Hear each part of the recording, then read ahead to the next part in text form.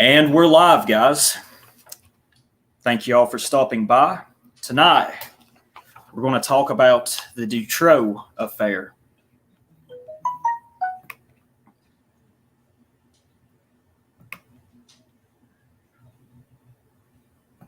Hold on one second. No worries, Bubba. All right. To be honest, evil is a term that I personally feel is thrown about a bit too loosely today. Not saying that there is a lack of such in modernity today, because I feel that there is more of that than ever. To illustrate what my first statement is about, this old saying comes to my mind. One man's terrorist is another man's freedom fighter. Oftentimes, I feel the term evil is subject to perception and position. However, what my guest and me are going to talk about is something I see as truly and purely evil. It has no redeeming qualities, and there is nothing to gain about it other than blackmail, and it's just absolutely disgusting, and it's horrifying. This event came to a head 25 years ago, but has went on for much, much longer, I believe. And this event, as I said, is called the Dutroux Affair. So, without much further ado, I would like to introduce my guest, the family man, the uncompromising John Fashcroft. Thank you for that amazing introduction, brother. I'm great, man. Thank you for having me on tonight. I'm stoked. I guess stoked isn't a good word to say when covering this, but this is really interesting. It's dark. And to kind of expound on what you were saying in your introduction, I think this has been going on for longer than we can even fathom, and I don't think it's ever ended. I don't think it's ever ended, right? When we get into this and we start talking about the way these networks work and the way they're laid out, we realize one thing. The network is never taken down. They get this one fucking, useless, scrub, for lack of a better term, to take the fall for everybody, and then they treat him like a king while he's in prison, so the network can continue on. Reminds me of the whole Epstein thing. Dude, I totally fucked up a second ago. I read the rough draft introduction. I had something better, and I was reading it, and I'm like, this don't fucking sound right. Anyway, don't feel like what I had in I had something much more. I had something much more eloquent in order, but oh well. So yeah, we're going to, as I said, we're going to talk about the Dutroux Affair. It is a horrifying event, and honestly, I feel like after reading such a thing, it is very safe to say that we truly are ruled by elitist pedophiles. Certainly. It's 100%. A tale. Yeah, it's a tale of pedophilia, child trafficking, murder, ritual murder, and a cover-up from the police and authorities to protect those in positions of power, not only in the Belgian and Dutch governments, but this also extends internationally for finance and for the intelligence communities. It reminds me, John, of Pizzagate that came out a few years ago. When everyone was into uproar. Yeah. Well, I think all of these things are connected. I don't think there is any separation between Pizzagate or, like, have you heard of the Franklin child abuse scandal? Absolutely. Or like the Presidio child abuse scandal, where Michael Aquino, a high-ranking military official who started the satanic... He was involved with Anton LaVey. Yeah. There's an interesting... He started the temple. He started the temple of Set, a satanic temple, his own satanic temple, and the U.S. military knew about it and still allowed him to operate. And then he went on to molest over 60 children that were being housed at a child care facility, a daycare on a military base. Yes, it came to a head, I think, at the end of this Dutroux Affair. I'll go ahead and give us a little background information. We're going to be reading some from the Beyond Dutroux. It's the reality of protected child abuse and snuff networks. This document is one of the honestly the darkest and roughest things I've ever read. It's chilling. It truly is. I mean, whenever someone is looking at this, I mean, this is something like you would hear out of a horror movie. You know, I can't fathom people like me and you, all the guys in the chat. How can we, I don't know who thinks up fucked up shit like this. Well, that's like a conversation Jane and I had when we watched a documentary. I think it was called An Open Secret, and it actually featured Michael Aquino in there as like a pedophile in this fucking documentary. But anyway, her and I were watching it, and she was like, I just don't, she couldn't believe it because she couldn't believe someone would give up their children like that. The way these people would just sell their children. It's so hard for a normal, healthy mind to grasp a hold of, but this shit is 100% real, and it's happening. I think this stuff happens 1,000-fold more than we actually realize, because I think this is a huge reason why immigration is the way it is, because all of these people come around with their children, and these children are easy to get rid of, right? Nobody is going to worry about some fucking immigrant's kid while it's been kidnapped and raped, right? They don't give a fuck. They're expendable people. Exactly. I mean, that's a huge. See, anything I've realized over time that I don't even like calling these people the elites, because they're not elite. I mean, they're just morally depraved, manipulative, conniving, and somehow, they've ended up on top. I don't really like calling them the elites, but, I just call them that for shorthand, basically. It's shocking. It's fucking shocking. I know whenever I read this, I had all these, when you read this, any moral person will feel outrage. And honestly, I'm not to Fed post here, but you feel like you just want to dole out extreme, violence upon these people, If ever there were a thing, yes, it is, brother. You're right. And if ever there were a thing worth Fed posting about, this is fucking it. Because this, and not to minimize any of the other things that have happened to children, because any crime against a child is the worst crime known to man. Yeah. But this particular one, they have so much evidence where they have fucking pictures and videos of what this guy done, and he's still fucking alive. Oh yeah, he's I think Dutroux is he's still alive. He's in prison somewhere, I think, over in the Netherlands. Let's see. I was going to read a quote that kind of exposes or you could read it if you wanted to, John. It doesn't matter. It's the quote that the former CIA director William Colby. Yeah. Yeah, I'll read it. Let me get back to it real quick. Oh, that's no problem. So here it is. This is a quote from former CIA director William Colby giving advice to his friend Senator John DeCamp, urging him to cease his investigation into the Franklin child abuse scandal, not to write a book about his experiences. And here's the quote: "What you have to understand, John, is that sometimes there are forces and events too big, too powerful, with so much at stake for other people or institutions that you can't do anything about them. No matter how evil or wrong they are, no matter how dedicated or sincere you are, or how much evidence you have, this is simply one of the hard facts of life that you have to face." And this is talking about people brutally raping children, man. Yeah, I mean, it's, oh God, and William Colby, his story is fairly interesting. He, as just from that quote there, it's easy to see he was aware of these things.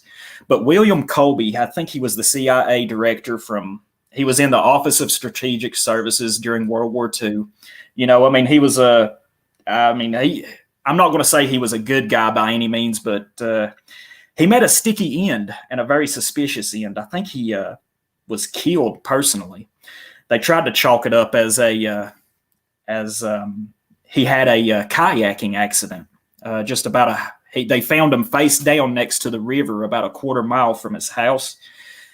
He had been retired from the CIA for several years. He was forced out, actually, when they installed George H.W. Bush in 1976. I think this, like I said, this happened in the late 80s or perhaps 91, but they tried to say that it was just a accident, basically. But his son said he thinks, that there was some foul play involved.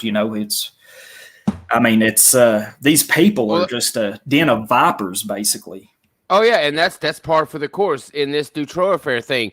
25 witnesses were killed, and they would get into car wrecks on their way to fucking testify. Oh yeah, on their way to testify, they'll find their body burned in their bed. They were burned alive, and they were fucking some of these ridiculous things. Like one woman, I believe, was driving in her own car, and she like drove into like a pillar or like a bridge, and they like wrote it off.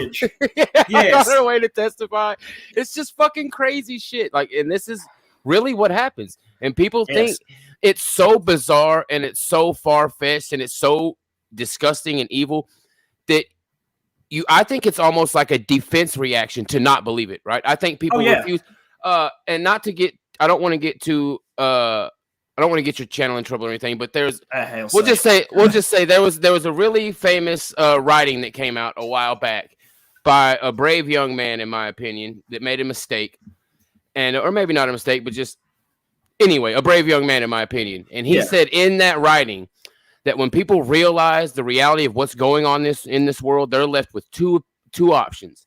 You either fucking do something about it or you don't. And I think that is why people don't want to realize that this shit is really going on. Because when you are faced with the reality of this shit, it puts you in a really tough spot, man. Because it fills a guy like me with rage, and I have to retard myself, right? I have to calm myself. Oh, I know. See, I went through this same sort of, I guess you could say, this sort of emotional roller coaster when reading this document. I felt first, shock and awe, just how absolutely horrible this is. Then it became, like we said, rage and fury. I had these visions of grandeur of just, bust kicking in a door and, doing some, I ain't going to elaborate. You can imagine. But then as I read more, I also got this feeling, I hate to say, of just, abject hopelessness in a way. How do you combat this sort of system? It's just mind blowing. And there's an interesting story about a guy who is mentioned later in this document. His name was John Pierre Van Rossum. But anyway, we'll fucking funny. I've got notes about him too. That's funny. You and I keyed in on that. Yeah. I've got notes about that guy too. Dude, that guy he was extremely wealthy. He was a member of the Belgian parliament for a few years. Let me see if I can bring up his Wikipedia. Yeah, he was like a borderline anarchist, like a libertarian. Yes, exactly. Kind of guy. Hell yeah. So, and he wanted to fuck over he invented some stock purchasing system, a way to basically just fuck the system. And he was involved in all sort of things. He was a real philanderer. He liked to go to his prostitutes. He liked to go to his brothels and stuff. He's a crazy looking guy. Had long hair, kind of looked like a hippie, but he was insanely wealthy. He was eventually jailed for tax fraud, securities fraud, and stuff. And he said that he was glad. He said that even though he got caught, he would do it again because he just wanted to fuck the system. But also, even though he was, kind of, I guess you could say, degenerate and going to whorehouses and such, he got into trying to expose a lot of these snuff networks and these pedophile networks. And let me see. He was a normal guy. He was into adult whores, right? He was reasonable and normal. He fucking was disgusted at the shit he found in the world of adult whores. He found that rabbit hole went way darker than he ever expected, and he had to expose it. Well, so not to jump ahead. I don't want to jump ahead here, but I know. There's this. Oh, I'm sorry. I was going to say this subject is just so broad. It's kind of just. I guess we're just going to try to wing it and just pick out some stuff. It's just it could take 2 or 3, maybe 4 streams if you wanted to cover every aspect of this. I was gonna say we could come back and do another one because it's fucking insane. I don't even think that in tonight's show we will be able to get through how insane it actually is, right? Well, we won't be able to make that point. So this Van Rossum guy is basically, for anybody who's my age, I'm 38. So anybody who's around my age, they will know, or if they're like a movie fan, they'll know about this movie I'm about to talk about. Van Rossum is basically the guy that they based the movie 8mm with Nicolas Cage on. No shit. Really? Yes. I didn't know that. Holy if shit. If anybody has seen the movie 8mm by Nicolas Cage, and then you read the story of what Van Rossum does, they're identical. It's basically like a fucking like a biography. Well, not biography, don't tell his whole life, but right of this point in his life, right? When he's doing these things. He starts by going to like these skeezy like smut shops, right? What do they call those? Like adult movie stores and shit. Exactly. Yeah, porn shops basically. And he starts asking for he goes all over Belgium and the Netherlands looking for shops, and he builds up a sort of rapport with the people that run these shops. And after he got to know them a little bit, he would go in and ask them if they had more exclusive material. And most shops, didn't carry this sort of thing, but he did find a few. I think it was 2 or 3 that had some what you could call behind the counter shit. This is child pornography, things of that nature. And he focuses more on these shops and tries to build up some trust with the owners of these shops. And it turns out eventually he starts talking to them about he wants to get some snuff films. He gets a couple of them, and he works up the courage. He wants to do something about this bullshit. And he decides that he wants to partake in one of these snuff films. I think it was said that for $75,000, he could kill. They would have a young child for him. They'd take him to an undisclosed destination, like an old warehouse or something. And he would, for 75,000 euros, he could kill a young child, torture them. I mean, it's just absolutely... in any way he wanted. Yeah, absolutely mind-numbing. He could pay $45,000 to just be there and watch. He talks about he got in touch. They put him in contact with a well-dressed young man that was probably in his 30s, had a suit on and everything. They met up at a cafe, and Van Rossum submitted his name and his financial records and such. And turns out they were very satisfied with this. They knew he had the money. And they put him in touch with another young man, and they had a date set where he was going to be blindfolded and taken to, an undisclosed location and actually go through with it.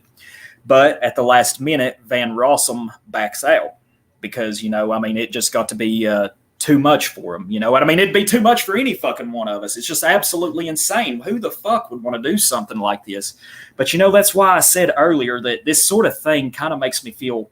You feel like an abject sort of hopelessness if you dwell on it too deeply, because it's like the only way you could actually destroy any of these sales or expose them, you're going to have to get yourself dirty. And that's just, how could you live? I don't understand. How could you destroy an evil like this?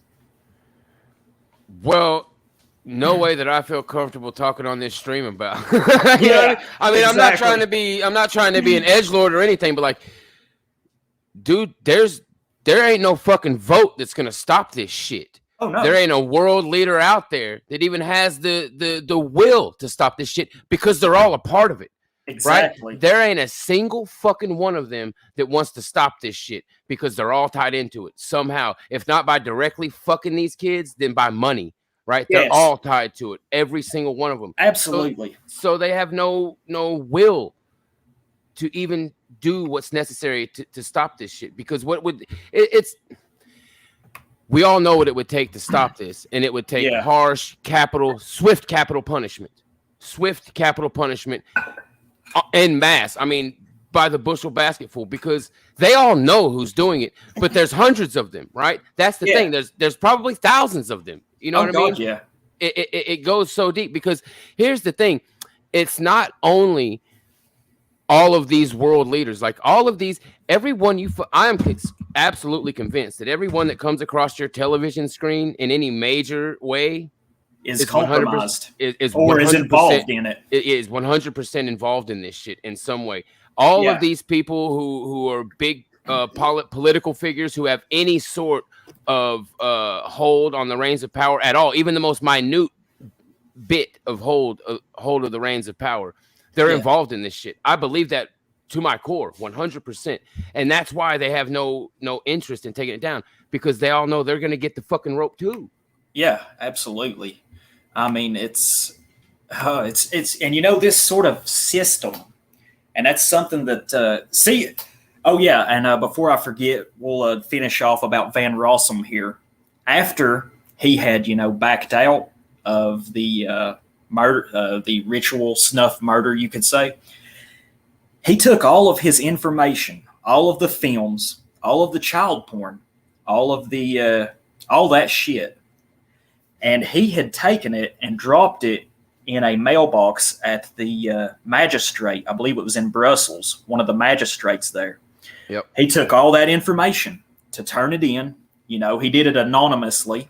And of course, he never heard a single thing back from any of them.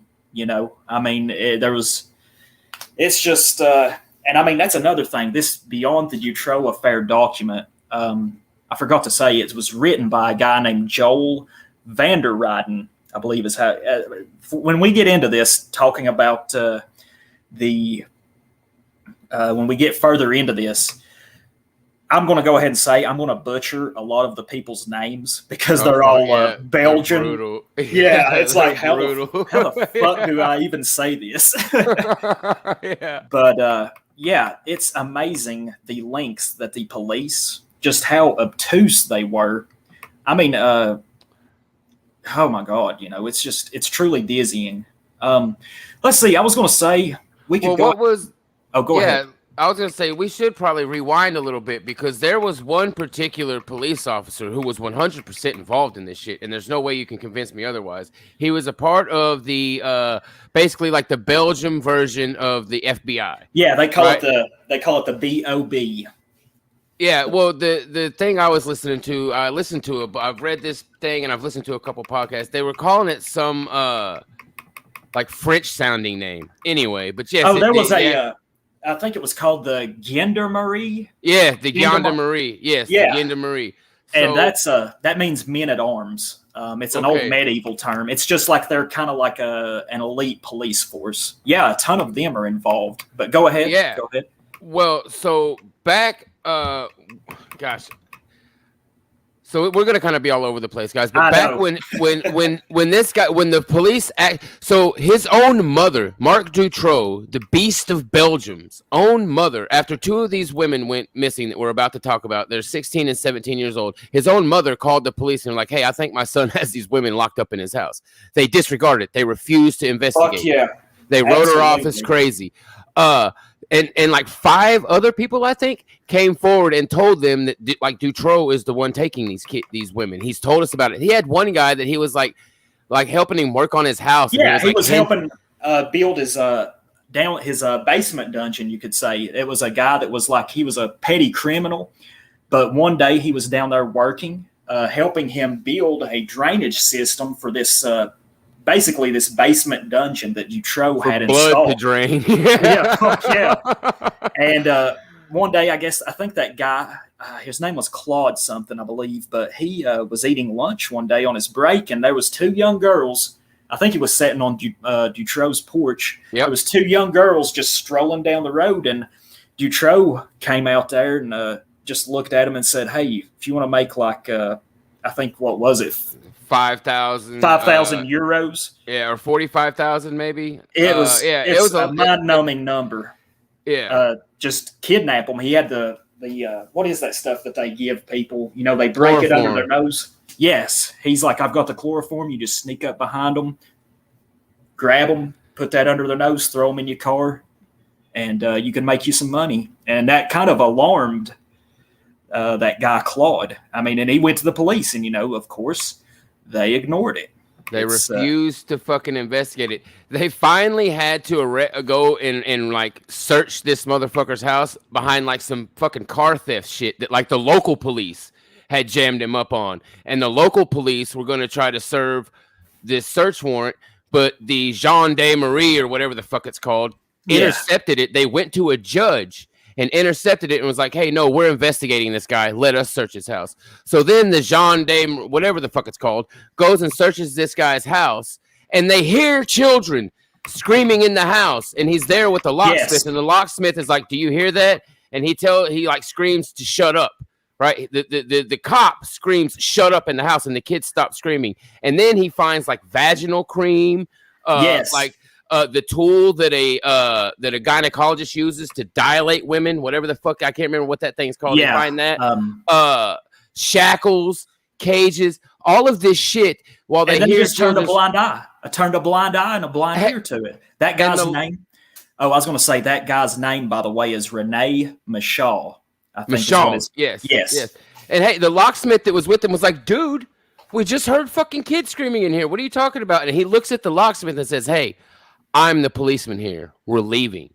Yeah. I mean, he's in on it. See, that's 100%. Another thing. There was a roster of people that were involved in this case. We'll go ahead and start at the top. We'll talk about Marc Dutroux. We've not really spoken much about him yet because, I mean, literally, he is only, of course, this whole debauched affair is named after him, but he's literally just the tip of the fucking iceberg. Literally, he's literally like the petty criminal like version. Like he's at that level, right? He's the street level guy, right? He is like the lowest. He's the one that kidnaps. And he also was involved in kidnapping these young girls. He would rape them, have it filmed, because he made money by selling these films to, I would suppose, sex shops, such as the one that we had mentioned, that Van Rossum had went to earlier and was trying to expose. Dutroux, he was just the bottom of the ladder, and it's crazy too because he had been sentenced to prison for a variety of things over his life, including rape and kidnap, dealing drugs, drug trafficking. I mean, a variety of things. And each time he was in prison, I think the most that he served, I think one time I read he was going to serve 13 years for rape and assault. He only served 3. They let him out because his wife's name was Michelle Martin. And she knew about it. I don't think she had an active role. She ended up divorcing him, but, I can't imagine, being so blind that you get caught up into this sort of thing. Well, she had to know something. Wasn't she the one that was recorded, or was that he remarried? I know he got divorced and then remarried, but one of these women was known to record, and also he had got. First of all, I want to get to this in a second. So, speaking of how he was making money, this guy was he was an electrician that was unemployed. He did not have a job as an electrician for like some time before and during all of this stuff going on. He was in and out of prison. So he was by trade an electrician, but he was unemployed. This guy had 7 fucking houses. Yeah. 7 different fucking houses. How the fuck did he have 7 houses? That's how much he was being paid for kidnapping these children and doing this shit. He was living like a fucking king, and he was unemployed. I mean, he wasn't unemployed. His job was to kidnap and abuse children. Yeah. But yeah. Go ahead. Sorry.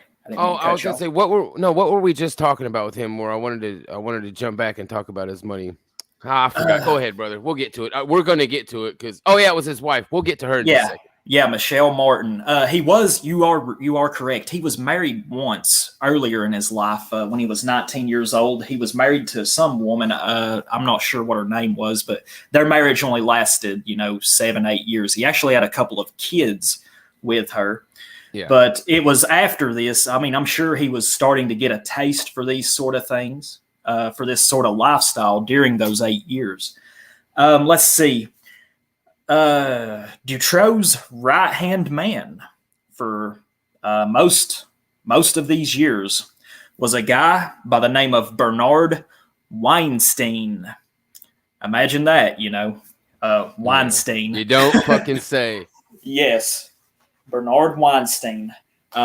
He was Dutroux's right-hand man. He assisted in the rape and the kidnapping. It turns out, though, that Bernard Weinstein, of course, he was eventually murdered and killed. He was one of the 20 or 25 witnesses that was murdered. Yep. Dutroux himself actually murdered Weinstein when he became convinced and afraid that Weinstein was cooperating with the authorities. Let's see. There's another associate of Dutroux's. His name was Michael Lelivrier. I think I am butchering that. Yeah. Lelivre he actually breaks down and starts cooperating with the authorities. And that's kind of what got the investigation started. Now, as far as the police forces go, there's a couple of guys who were trying to do the right thing. John Mark Conneret, he was the magistrate. He became famous because him and I can't find his name right now. I'm trying to look through the document to find it. But these two guys actually rescued two young girls from Dutroux's basement. This is after, let's see. Hold on 1 second. I'm scanning through here. Are these the ones that were rescued? So there were 4 girls actually found in his basement. 2 died. Yeah, 2 were dead, I believe. Yeah. And there was 2 alive. Let's see. Okay, let's get started here. I'm going to start reading, I think, from page 4. Where things began, Dutroux's reign of terror. In the afternoon of August 13th, 1996, progress was finally made. A number of individuals were arrested on strong suspicions that they had been responsible for a wave of kidnappings of young girls. Within days, these suspicions were backed up with solid evidence, but the arrest of Dutroux and some of his associates turned out to be only the beginning of the biggest scandal in Belgian history. The media attention had begun in June 1995 with the disappearance of 2 8-year-old girls, Julie Lejeune and Melissa Rousseau. Almost exactly 2 months later, the 17-year-old Anne Marcal and the 19-year-old Effie Lambrix went missing. Additional media attention was drawn to the latter case as the last thing these girls did was visit the show of Rosti Rastali, a prominent magician, in which they had been hypnotized. Needless to say, the affair ended the career of the magician, even though he had almost immediately been cleared as a suspect. In late 95, the BOB, it's the Belgian FBI, and branch of the Gendarmerie, or however you may pronounce that, largely ceased to investigate the case. Let's see. However, the disappearance of Anne and Efche remained prominent because a foundation named Mark and Corrine set up several years earlier and named after 2 teenagers who had been brutally murdered, used its limited funds to spread posters of the girls' faces all over Belgium and the Netherlands. In the end, this made no difference. The girls weren't found, nor those responsible, and in May 1996, history repeated itself. This time, the 12-year-old Sabine Dardenne disappeared, and again, the BOB was unable to find the kidnappers or the girl. People became more worried for their children with every kidnapping. Confidence in the police and judiciary, traditionally already quite low, began sinking to new depths. Let's see here. All right, let's see. Things changed later that year. On Friday, August the 9th, 1996, the 14-year-old Letitia Delhez disappeared in Bertrix, a town located in the district of Neuf-Château, near the border of France and Luxembourg. Michael Bourlet, prosecutor of the king in Neuf-Château, was tasked with the case and appointed examining magistrate Jacques Langlois to coordinate the investigation. When Langlois left for vacation the following Monday, Bourlet replaced him with his close colleague, Jean-Marc Conneret. The latter duo had already become a well-known police in 1994 for not being allowed to solve the murder of André Coules, a socialist politician. Yeah, just like I was saying earlier, this Michael Bourlet and Jean-Marc Conneret, they were 2 investigators who were trying to do the right thing in this case. They were swiftly removed. They were swiftly moved. Yes. Or were they removed, or am I thinking of the judge? Or was it all 3? They were all 3 removed. All 3 of them. Of course they were, right? Yeah. Holy shit. Let's see. Let me get a drink of water here. Yeah, no worries. And I'll pick up at failure to catch. Oh, yeah. Let's see. Let me go back to it. Let's see.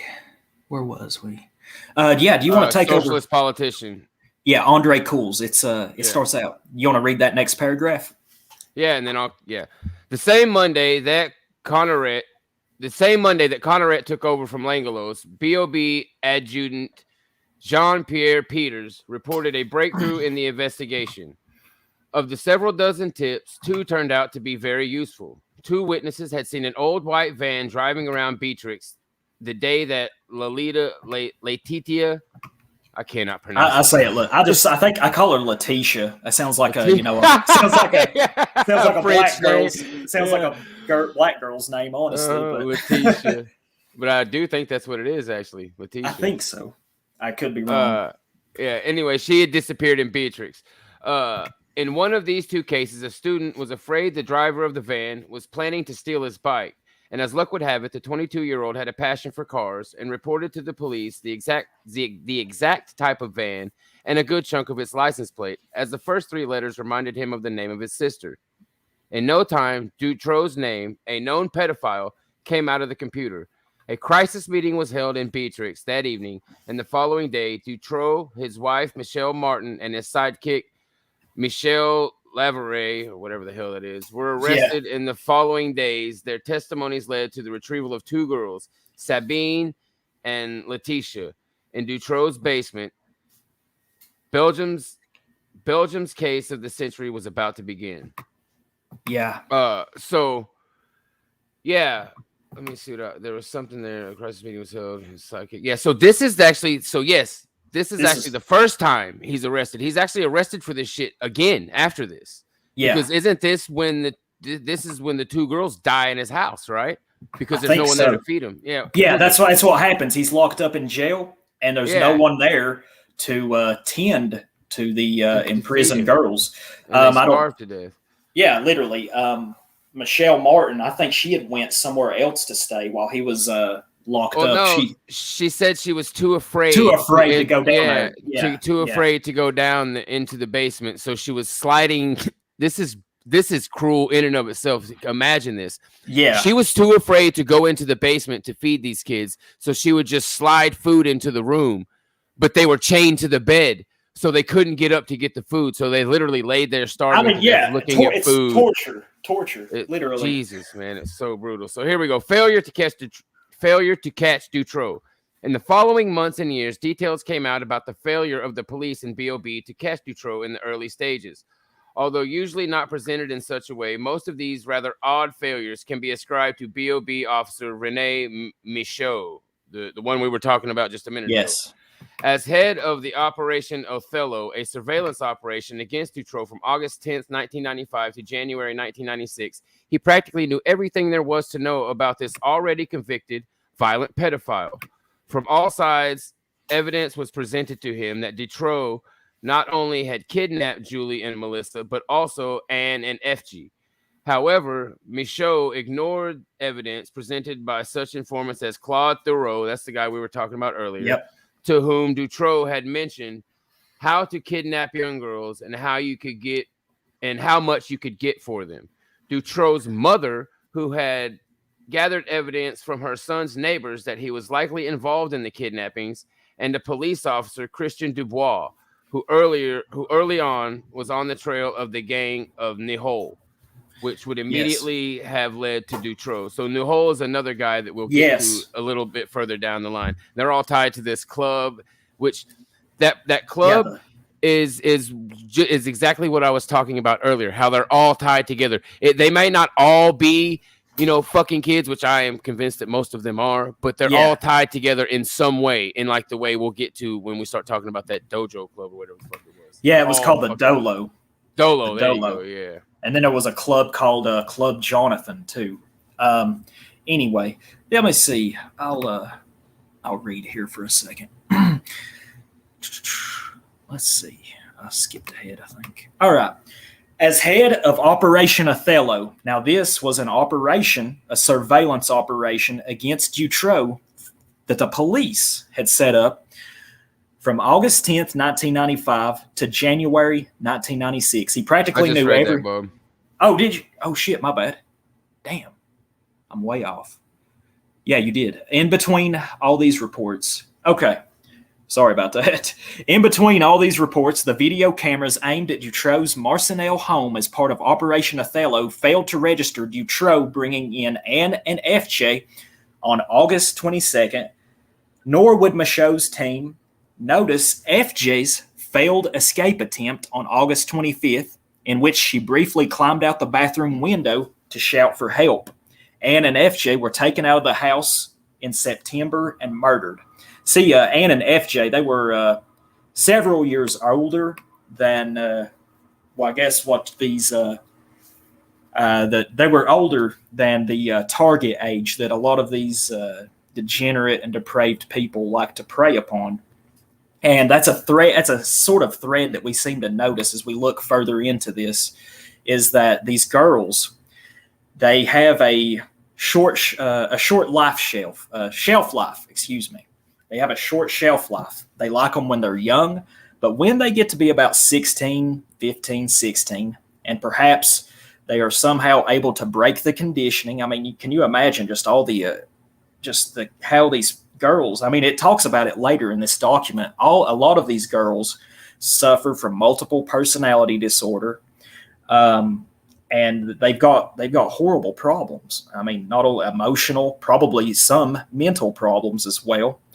And that's one thing that later on, as we'll find, is that a lot of these girls who managed to survive, their testimonies were absolutely practically identical. Yeah, they were identical. A lot of the things that these girls pointed out about their abusers, and they had no way, a lot of these girls, they had no way of really knowing each other. And they pointed out things that, they pieced it together. And, the media and the government, even the police, would do everything in their power to discredit the testimony of these girls. I mean, it's just absolutely shocking. And, as we see here with this Operation Othello, the police were not wanting to look into this. There was a couple of good guys like that, Michael Bourlet and Jean-Marc Conneret, but we all see what happened to them. They got took off the case, basically. It's very... Oh, yeah, go ahead, John. Go ahead. Well, I'm sorry, brother. I didn't mean to cut you off. I just wanted to say before I forgot, speaking to the way they would discredit these let me find this thing again. Or did I just close it? They started a thing called the Foundation for False Memory Syndrome in 1992. And this foundation would gaslight these women. They would attack them, assassinate their character. And it was an entire foundation created in 1992 that it was basically created by a pedophile for pedophiles. This guy was accused by his children of molesting them. And then he created this foundation called the False Memory Syndrome Foundation to just basically gaslight the victims of child molestation. Right? That's exactly, they had a whole fucking foundation built for it. I'm very glad you brought that up. I think the foundation that they started, the people that started it, I can't recall their names right off. I know it's in this document somewhere, but it'd take me forever to find it probably. But I think their daughter had accused them of, abusing her. They do everything in their power to discredit. Yeah, it was Pamela and Peter Frade. Yes. Which just to me sounds like the name of our greatest ally. Right? Yeah, absolutely. They're always involved, some shape 100%, man. Let's see. There's some of this that, I mean, we could spend hours reading through all of this. Interesting thing to note is that Renee Michaud, the officer, like we mentioned earlier, the one that just completely ignored the screams of the young girls from the basement, from that secret dungeon that Dutroux had in his basement. He was promoted to police commissioner shortly after this, about a year or so after a lot of this got started. And I mean, it's amazing, man. Just I mean, it's truly dizzying. It's absolutely, it's nauseating.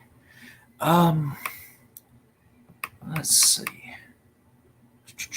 Did we talk about the little girl Effie climbing out the window? Did you read that? Oh yeah, I read that about the camera. And that's another interesting thing. I don't know if it says it right here, but I heard on another video that I was watching about this. The police, for some fucking reason, when they were doing Operation Othello, when they had this camera trained on these different cameras trained upon Dutroux's house. They were programmed to only be on between, I think, 10 a.m. in the morning up until 6 p.m. in the evening. Yep. How in the fuck? 10 a.m. to 6 p.m. Exactly. Yeah, how in the fuck are you going to catch? How are you going to catch any of this? It's just shocking to me. They weren't trying to catch him, bro. They were protecting him. Those cameras were for his fucking protection, not his surveillance. You know what I mean?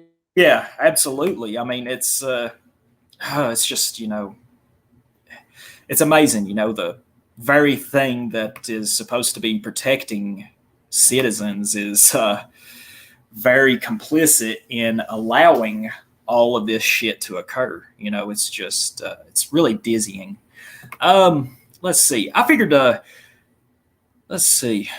You ought to start talking a little bit about Michael Nihol.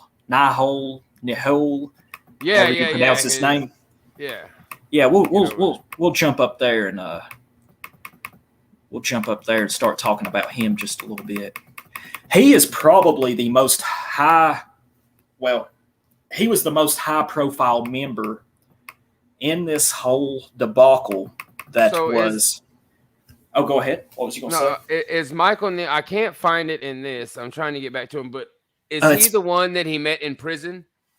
So there was one time when he had went to prison, and in prison he had gotten hooked up with like another powerful pedophile that was supposed to have really the one that like brought him into the larger ring of things. I can't remember if it's this guy or not. I don't know if it was this guy. But this guy had a ton of connection. Yeah, he's on page 8. Yep, I got Michael Nihol. He was a prominent media figure there in Belgium. He hosted a pretty popular radio show. Let's see. You want to read that first paragraph there, John, under Nihol?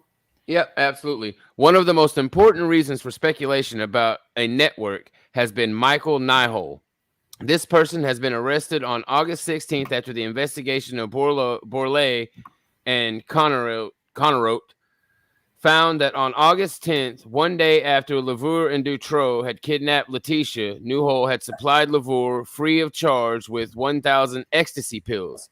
The original investigator immediately suspected that these pills served as a payment for the kidnapping of Letitia, suspicions which were only fueled when Nihol was unavailable to provide an alibi for August 8th, the day when at least 8 witnesses claimed to have seen Nihol in Bertrix at and around the location where Letitia would be kidnapped the next day. Additionally, some of these witnesses claimed to have seen Nihol in the presence of Dutroux or his van, who was carrying out an initial surveillance that day. But Dutroux's wife, Michelle Martin, and Michael, I guess. I think it's Michael. I just call him Michael. Yeah, okay, they spell it fucked up. Yeah, Michael Lelivre specified that Dutroux, at least in some cases, kidnapped girls according to specific wishes of clients. Martin stated that one of these clients was Michael Nihol. Michelle Martin, Dutroux's wife, says, and I quote, "I have heard Mark personally telling Lelivre that he should bring a girl for Michael Nihol. If I haven't mentioned that before, that is because I'm afraid of that gang. I mean, Nihol, Marc Dutroux, and others in Brussels. I mean, well-placed individuals who Nihol knew. The connections of Nihol made me fear for my children and myself. I was afraid because Jean-Michel Nihol, Marc Dutroux, and Michael Lelivre were part of a gang that was involved in all kinds of businesses like drugs, pills, girls, and forged papers. ISGP... it says ISGP note which Nihol would later indeed be convicted just as human trafficking. Oh, saying so he was convicted of all of that and human trafficking. Okay, I got it. Yeah. I have to say that at the time of the kidnapping of Sabine and Letitia, Michael Nihol, as I already stated, often called to SARS to my home. He was looking for Mark Dutroux. He didn't call for me. When Nihol tried to reach Mark, he always remained vague. I never knew why he called so often to Mark Dutroux. Over time, I became more and more convinced that Mark Dutroux and Jean-Michel Nihol did things that couldn't stand up to the light of day and which I was not supposed to know about. Yep. Oh, man. Let's see. I'll give you a break here. Let's see. Quote, this is also Michelle Martin speaking. By the way, Mark told me that he went more and more to Brussels and met an increasing number of people in light of his activities. When Michael Nihol always gave me the impression he had many connections that he could count on. Mark Dutroux told me that Nihol had taken care of many of Lelivre's problems. He had prevented that he was arrested. He had worked out his fines and solved his money problems. Mark had accurately sensed that he would benefit from continuing to see Nihol because of his connections and those of his wife, the lawyer. The more they saw each other, the more they opened up, of course. I think that at a certain moment, a mutual trust was built. I see evidence of that in a conversation between Lelivre and Mark that I coincidentally heard, in which Dutroux said that they had to bring back a girl for Nihol. I think that Jean-Michel, which is Michael Nihol, had influence on Mark Dutroux. Mark often told me he was impressed by the connections that Nihol had. Damn it. Let's see. Opened up something I didn't mean to.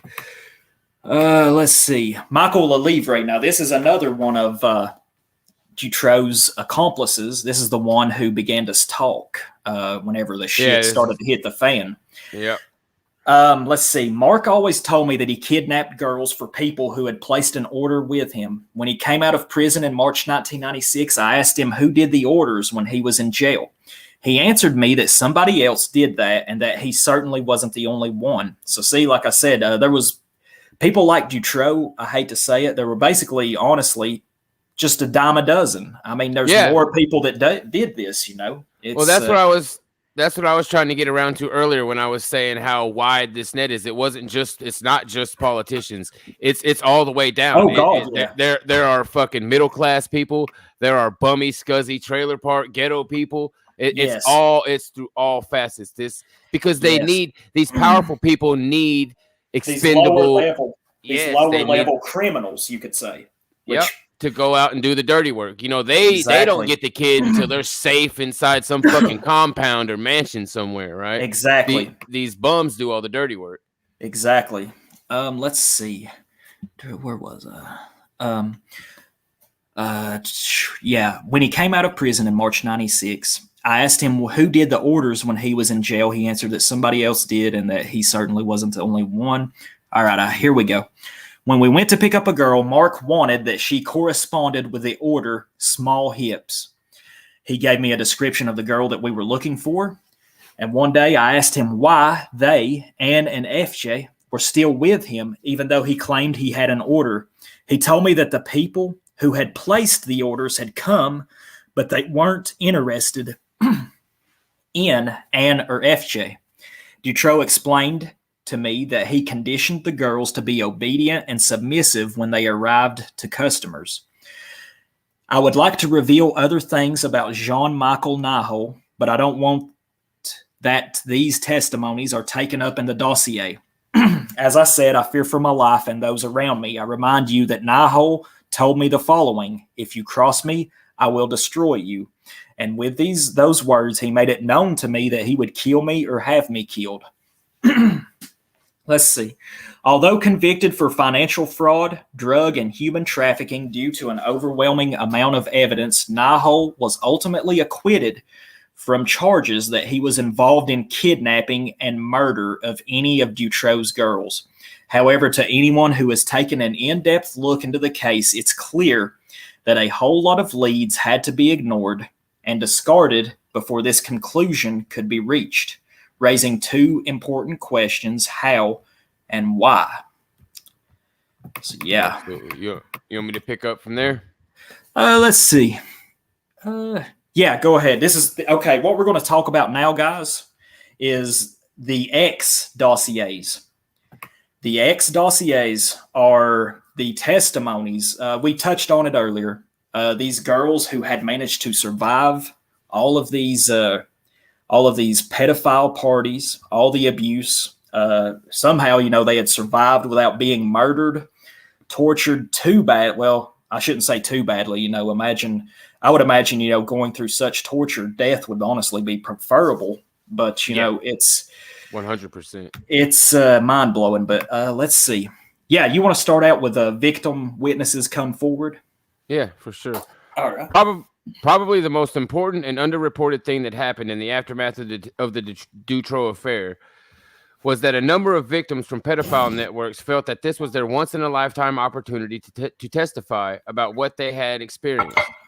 Until Conarote and Borlet were unable to arrest Dutroux and Nihol and retrieve 2 missing girls, these victim witnesses did not know who in the Justice Department they could trust. Many of these victims already had tried to speak to the authorities, but investigations had never gotten off the ground.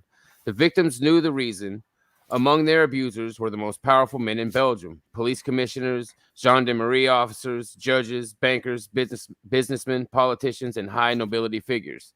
Not all, but most of these victims who came to Neuf Chateau to testify about the network were designated with an X followed by a number.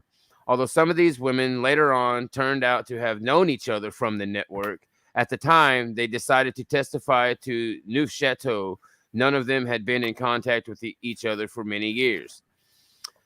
Their interviews were conducted separately, and they did not have access to each other's testimonies. A short introduction to each victim follows. You can keep reading if you want to. Yeah. I'll read through these, at least through their names and shit, their introductions. So X1, born in 1969, abused and neglected by her parents when 2 years old, sent to her grandmother's in Kanoki, who owned a hotel villa that was used as a brothel for high-level pedophiles and sadists. Pedophile videos were also shot here. Introduced to her pimp, Tony Vandenbogert. Yeah, these names. 4, they're tough, dude. Yeah. At age 4, who began to take her to other locations for sexual abuse and torture. Sent back to her parents in Ghent in June 1979 for a variety of reasons. Extremely neglected by her parents for several months until her old pimp showed up again. For years, she was taken to abuse and torture parties. Managed to hook up with the boy she fell in love with, married, and immediately moved out in 1988, which appears to have saved her from ending up in a snuff movie. Never managed to break away completely from the network. Sometimes when her husband left the house for a few days as he was a truck driver, her pimp and some of his associates would show up and take her with them to locations where children were abused. On these occasions, she was raped herself or had to participate in child abuse. All right, let me get over here to this next page. Yeah.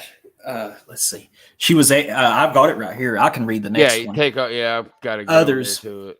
Others. X1 was diagnosed with multiple personality disorder and DID. I can't recall what DID, but it's similar to multiple personality disorder. The next girl that we're going to speak about is Natalie C. She is called X7 in the X-dossiers. Born in 1969, so she would have been the same age as X1.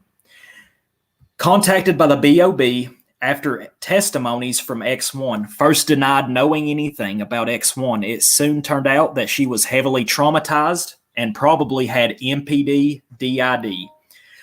After having been brought in for an interview, she began to speak about her father, how he sexually abused her, and how he liked to mutilate her sister with cigarettes. She then confirmed that she had been X1's best friend and that she knew about the sexual relationship with Tony Vandenbogert and that she had been forbidden to go to the first floor of the hotel villa of X1's grandmother. The interviews were canceled by later investigators. Another girl, identified as X4, identified Natalie C. as a girl who was forced to play in pedophile movies. See, that's another common thread, we could say, in all of this, is a lot of these girls are, brought in to this sort of absolute horrible, this nightmarish hellscape of abuse, pedophilia, murder. They're brought in by their degenerate ass parents or families. It's like there's a tradition, it seems. And it's interesting to think. I mean, it's horrible to think, is just how far maybe these sort of families have been engaged in this goddamn mess. It's just horrifying to me. I mean, it's my opinion, a lot further back than we can even imagine, because these things don't just, you don't just decide one day that you want to go abuse a child, right? This is like learned behavior. You know what I mean? Yes. It's learned or imprinted, right, behavior. Yes. It's something that is learned young. They're exposed to it young, put through it at a young age. And then later on in life, if they manage to survive, they will procreate and they will do the same fucking thing to their children. It's just reproduction by it's procreation by just abuse. I mean, it's reproduce just through abuse. Exactly. That's perfect. I'm glad you said that. Let's see. Chantal S., born in 1968, another woman contacted by the BOB after testimonies from X1, immediately knew what it was about. Sexually abused by her parents, her grandmother was into Satanism, moved with her parents to Kanoki at age 6, and was sometimes brought to the hotel villa of X1's grandmother. Here, she was also sexually abused, although she didn't have to endure the extreme torture sessions that X1 regularly underwent. Confirmed that one of the abusers, indeed, was nicknamed Monsieur, had seen X1 being threatened with a revolver by her grandmother. Like X7, she was forbidden to go to the first floor. Chantal's testimonies resulted in a verbal fight between her husband and parents, in which her father admitted to have brought her to X1's grandmother, tried to commit suicide, and was taken up again in a mental institution.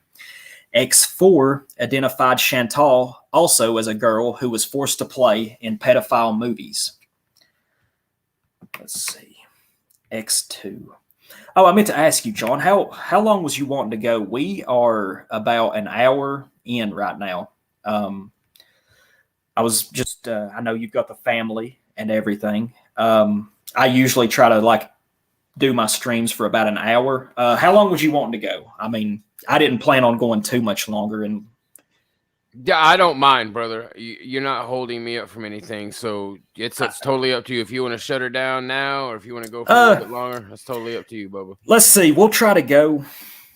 Let's just say this. We'll get through the X-dossiers where it talks about the girls, and then we'll shut it down. Because, I mean, we could, like I said earlier, we could probably do 3, maybe 4 streams about this, I think we should. Yeah, sometime later in the future. Yeah, absolutely. So yeah, we'll finish off here in just we should have about 15 more minutes or so. All right, X2. This is girl X2, police officer who worked on an aspect of the Dutroux investigation. So this girl survived and became a police officer. When the X1 case was discussed during a meeting, participants noticed that she seemed very upset. After discussing her history of child abuse with one of her superior officers, she decided to become a witness. X2 had ended up as a mistress to a magistrate in Brussels and later to a higher level officer and spokesperson of the Justice Department who was a member of the Rotary. These 2 men were part of a network in which she was abused from the mid to late 1980s. X2 was spared from the extreme torture sessions, but heard other girls speak about child murders and was present at a hunting party on children, which is something other exes have also spoken about. Some of the abusers and locations where this abuse was going on turned out to be the same as mentioned by X1 and other exes. Withdrew as a witness when she saw that the investigation was being sabotaged, something that didn't surprise her. So see, she withdrew. She seen the fuckery that was going on firsthand with the police. You want to take this next one, John? Yep. Right on. Yeah, and that's exactly. And I bet they probably threatened her life too. Like, hey, this goes away or you go away. Take your pick. You already know what we're capable of, right? Yeah. So X3 had been in the network a long time ago, from 1950 to 1962. From age 3 to age 12, she had been severely abused and tortured at home. Together with her sister after that age, her father and his influential group of friends brought her into the network. She described the same elements as other ex-witnesses, although the scale of one of the meetings she described is hard to accept without any of the other witnesses backing up the practices at the specific location. Some of those involved were in fact mentioned by others. Before contacting New Chateau, X3 had already written anonymously about her experiences with child abuse, and she was well respected for her work with other child abuse victims. It took 5 interviews before investigators wrote anything down. And even after writing summaries of her testimony, it was attempted to leave out the royal family as much as possible, an unwritten rule in Belgium because, in theory, the king cannot be prosecuted. X4, this is the next witness. X4 was born in 1965, like X1 and X4. Yeah, like X1 and X4 had been pursued by a friend to testify. As a young child, she was loaned out by her mother to a pimp named Jacques V. Yeah, just Jacques V. Okay, who produced S&M movies with children. Her story largely paralleled that of X1, although X4 experienced everything from within different sects. She recognized 2 childhood friends of X1 who had been abused and named some of the same perpetrators as other witnesses. X4's parents turned out to live next to a villa where X1 claimed a friend had been abused to such an extent that she had died. The next witness, you want to take the next one? Yeah, I'll take the next one.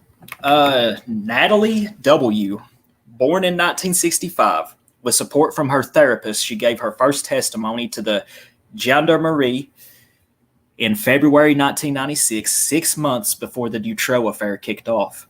The officer who interviewed her refused to write down an official report. In July 1996, she found 2 other gendarme officers who were willing to work with her. Natalie told how she had been raped by her father, a member of the Rotary, since the age of 6. Soon thereafter, brought into the network and was abused by her father's friends at parties in different villas and in the region of Waterloo. When 10 years old, handed by her father to a prince and his main aide, who continued to take her to different abuse parties in Belgium. Confirmed X1's story about the Les Atrebates Club, Nihol, and Tony. In turn, X1 recognized Natalie as a girl from the network and accurately placed her at Les Atrebates. I think that's a type of club, or it's a place where they would abuse these young girls. Yeah, I assume it's just like some weird, like, satanic fucking child sexual abuse version of like a Mason's Lodge or something like that. Yeah, that's the way I think of it. That's what it sounds like to me. Even though Natalie confirmed aspects of X1's story, she was easily discredited by her new interrogators. See, that's another thing.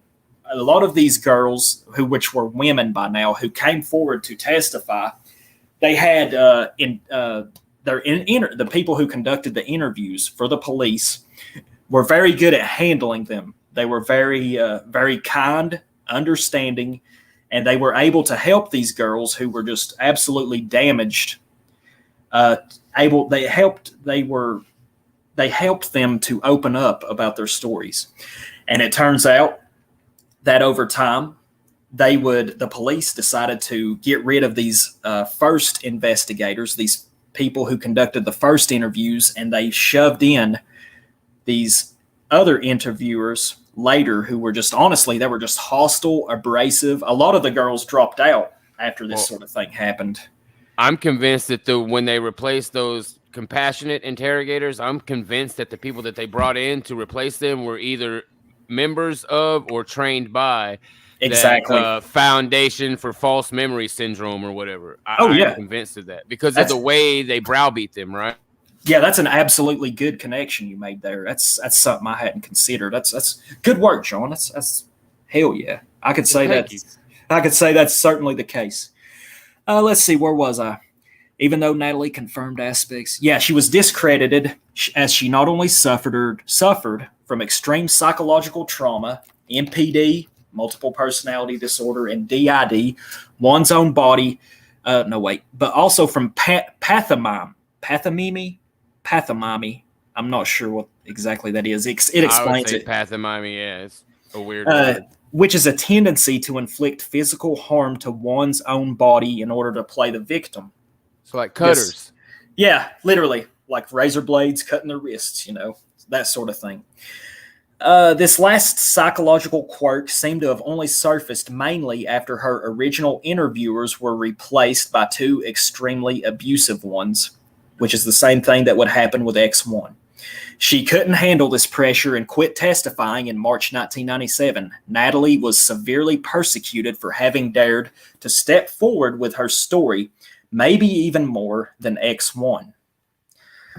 Let's see. Now, this is VM1. Let's see. VM1, a gangster who came to Neufchâteau in February 1997, told me how he had been brought up in a children's home in Mount St. Gabert, however you say it. From age 9 to 13, he was regularly picked up from his home by a local juvenile judge who brought him to abuse parties in villas around Brussels. Said that he later worked as a child prostitute in Le Murano, an elitist club visited by some of the same men that featured in the testimonies of other victim witnesses above, including Nihol. Within 2 days of his supposedly secret testimony, VM1 was stopped in the streets and threatened with death. Notice how these victims ended up in the network. Instead of having been grabbed up from the streets, they were brought in by their own families, or in one case, taken from a children's home. Let's see. I'll read this last little bit. We'll get ready to close it out, I reckon, John. At least in Western Europe, the idea of a lonely pedophile grabbing children from the street only seems applicable in a relatively small amount of cases, especially permanent abductions. There's a significant amount of evidence that a lot of child abuse happens within networks consisting of degenerate families and their acquaintances, which are exploited and protected, really for reasons not fully understood by people higher up in the food chain. Where he says here, really for reasons not fully understood. I think it goes back to like this is blackmail material. A lot of this is how these higher up people will get blackmail material on people that are entering the system. This is something we could talk about in one of the later streams. The new ones are then controlled through certain psychological routines involving threats, shame, and guilt. Let's see. Yeah, there's 2 more paragraphs. I'll read this one. Although victim witnesses often report having witnessed many murders in these networks, including children from Western Europe, data about child disappearances and death is very uncategorized and therefore very inconsistent. As for the whole of Belgium, estimates range from at least 43 disappearances between 1973 and 1996 to as many as 1,022 in 1 year, with the DA's office in Brussels claiming that approximately 280 children a year go missing in just Brussels alone. Also, if victims from these networks or some of the above numbers are correct, the obvious conclusion is that the media is not paying attention to many, if not the majority, of child disappearances and deaths, which, in case of the British media, seems to be true. You want to read this last paragraph, John, and we'll get ready to close it out. Yeah, I'll read this last paragraph, but I also want to mention that like those numbers, the as many as 1,022 and all that shit. Yeah, those are the kids that are kidnapped. These are a kid isn't reported missing if their parents know they're being sold off into prostitution and murdered. Right? Oh yeah, absolutely. Those children aren't being reported. The children they snatch up from like immigrant families that don't have any way of like tracking that shit. They're never reported. So those numbers are astronomically higher. Oh God, yeah. I think they call that term the missing. I think is what I've heard that called before, where it's people that are missing that nobody knows they're missing. There's no connection. Yeah, I think that's a huge. I think this whole immigration thing, it's not only white erasure, white genocide, but it's also, they have a lucrative trade, an extremely lucrative and beneficial trade just to them, of course, and abducting these children and doing all these horrible things. It's just it's horrifying. And it's 2 birds with 1 stone, right? Exactly. They can still do white erasure and take these people's kids because they know their breeding habits, right? Oh yeah. They take a kid from an immigrant family that's coming across the border with fucking 5 fucking kids. You know what I mean? Like, yeah, absolutely. Yeah. So, all right, here's this last paragraph. One interesting aspect many victim witnesses from different countries have testified about is a very similar psychological approach used to allow the victims of even the most sadistic abuse to function somewhat in society, therefore not raising any real alarming questions in the immediate surrounding of the child. We are referring here to the encouraging and maintaining of multiple personality disorder, MPD, in the victims. MPD has these days been renamed to dissociative identity disorder, DID. It basically is a psychological disorder in which the mind and the memory of the victim is shattered in 10, 100, or possibly even 1,000 different subpersonalities, making testifying extremely difficult and a very long-term process. Several X-dossier witnesses still heavily suffered from this disorder at the time they began to testify. Hell yeah. Oh man. Yeah. So John, I guess we'll close it out here. I was meaning to ask you, how do you have a Odyssey channel, or is there a way I can put a link to it or to your social media in the chat so people can get up with your content? John, I really appreciate you. You've invited me onto a couple of your shows, and I've always had a really good time. And, I'm really glad that, a while back I was able to start streaming on here, and I'm tickled to death that you came on, you got a link for me that you could send me in the private chat or on Telegram that I can post to the chat for the people? Yeah, I'll send it to you right now, man. And no, dude, thank you for having me on. Dude, the 2 shows that I think I've had you on for that, but the Leo Frank shows that we did together are still to this day like one of my favorite shows I've done, dude. They were fucking awesome, dudes. And I've enjoyed the hell out of this, dude. So thank you very much for having me on, man. Oh yeah, absolutely. Absolutely. I'm glad we finally got to do this, and we'll have to do it again soon for sure. Let me see here, I think. Yeah, we can't leave it here. We gotta bring this around. Yeah. Yeah, this is just honestly it just goes so much deeper. It's absolutely dizzying. Later in this document, they talk about how there's the connections to the United States. Here is in the chat, guys, is John Fashcroft's Odyssey channel.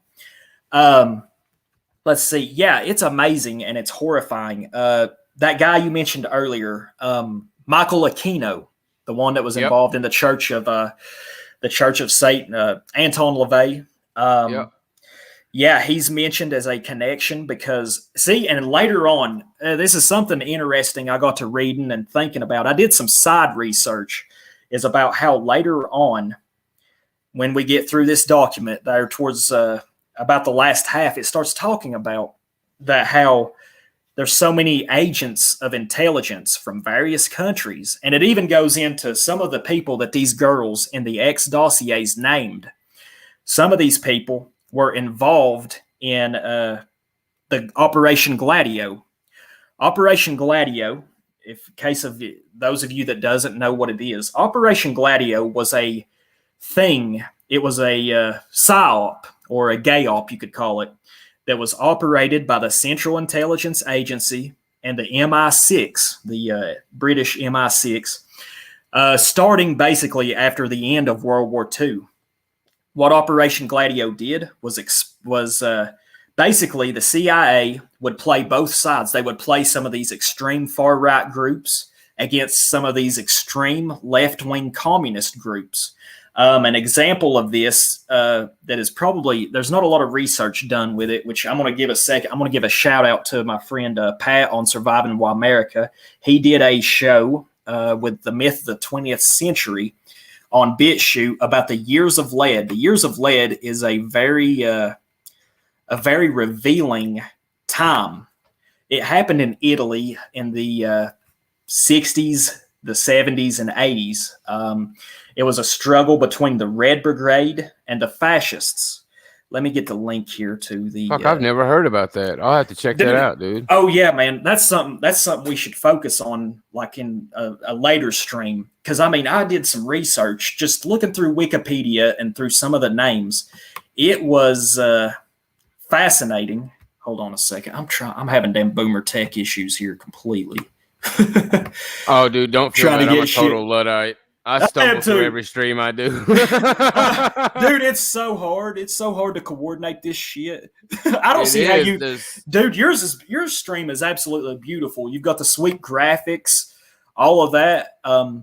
Yeah, there's the link, guys, to Pat's stream with the myth of the 20th century on BitChute. John, I would say look into that because there's 2 parts to it. The stream is about 2 hours long. If you wanted to learn more about the years of lead, there's a lot of mainstream scholars here in the United States that don't like looking into the years of lead because it actually mirrors what's going on in our country today. You know, I mean, it's really horrifying. I mean, it's just, and I think, you know, the government plays a role in pitting these 2 political extreme factions against each other. And that's exactly what happened in the years of lead. And this same very thing happened in Belgium, although it wasn't to as much of a the violence wasn't anywhere near as pronounced as it was in Italy during the years of lead. But yeah, that's just something interesting to consider. I'd also like to thank Didymus Sumi did. Without his videos, I would not have I wouldn't have heard of the Dutroux Affair. So there's a big shout out to him. You should check out his channel on YouTube. I'm sure most of you know of it already. Any last words, Mr. Fashcroft?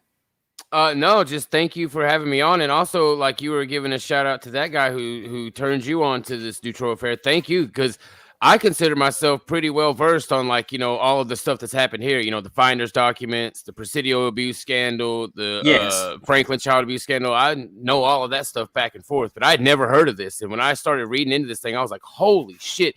Because, guys, the next stream that we do, when we start actually getting into what happened to these kids, because there are like detailed accounts of what these kids went through. They even have pictures of some of this shit. And it is absolutely horrifying. But man, brother, thank you very much for having me on. It's been a blast, dude. Well, I'm tickled to death. I'm tickled to death you came on here. Also, something I just want to bring this up right quick. You mentioned in our last show we did together, you got to talking about Sabbatean Frankism. That guy Didymus Sumi did. He's made a couple of videos looking at that sort of thing. And I was very... It perked my ears up when I heard you start talking about it, because it's something that I don't know a lot about. But I thought it was pretty cool that you had been looking into it. I thought that was really interesting.